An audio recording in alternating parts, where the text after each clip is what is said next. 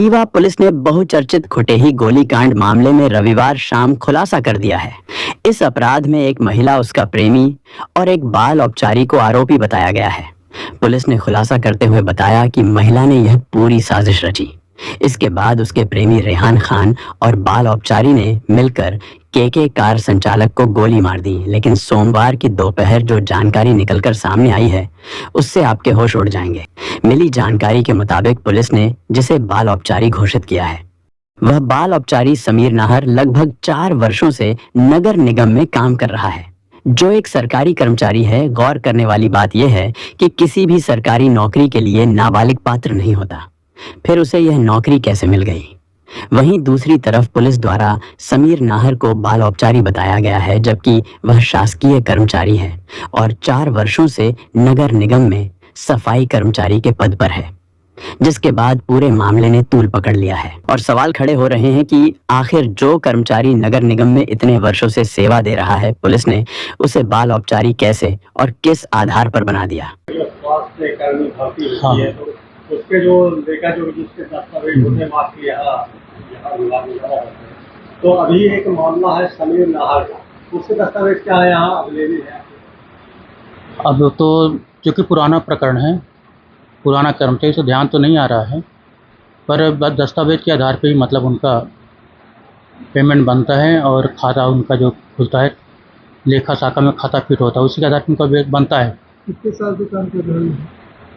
अब वो तो देखना पड़ेगा रिकॉर्ड मास्टर में कितने साल से है वो। सामान्य नियम ये है कि कोई भी कर्मचारी, कोई व्यक्ति यहाँ जब चूँकि अपने पास 800-900 कर्मचारी अपने यहाँ है, लगभग 800 के ऊपर कर्मचारी हैं, तो सब एक किसी भी व्यक्ति के दस्तावेज तो मुमकिन है यहाँ जमा किए होंगे।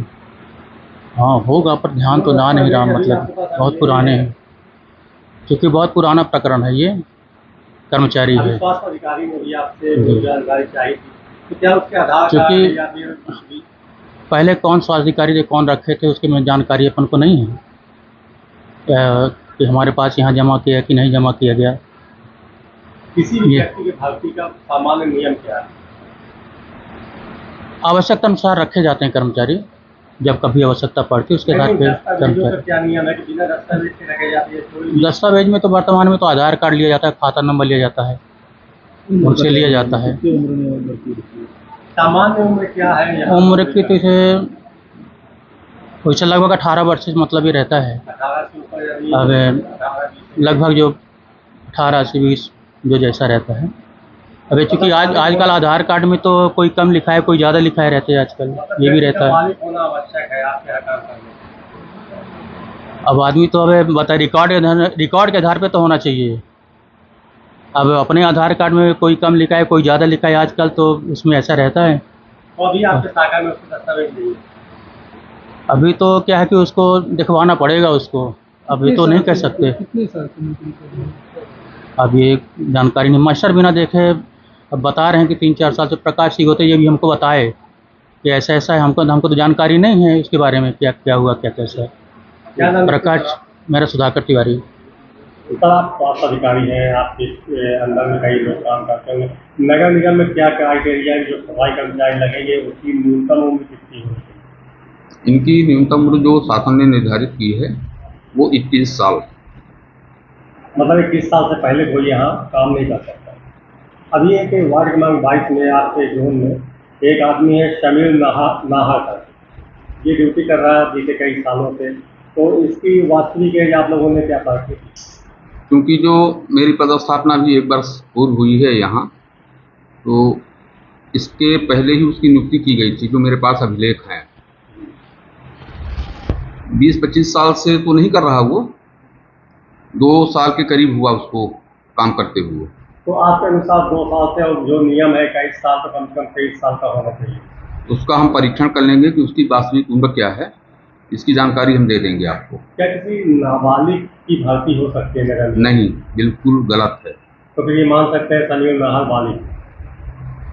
उसकी पुष्टि तो हम उसके अभिलेख देख के ही कर पाएंगे। ये 2 चीज़ें होती हैं, क्योंकि नगर निगम में वो निरंतर काम कर रहा है, जी जी, बीते 3-4 सालों से काम कर रहा है। जी जी, मुमकिन है कि उसकी नियुक्ति हुई है, तो उसके प्रमाण पत्र के दस्तावेज लगे होंगे। बिल्कुल लगे होंगे।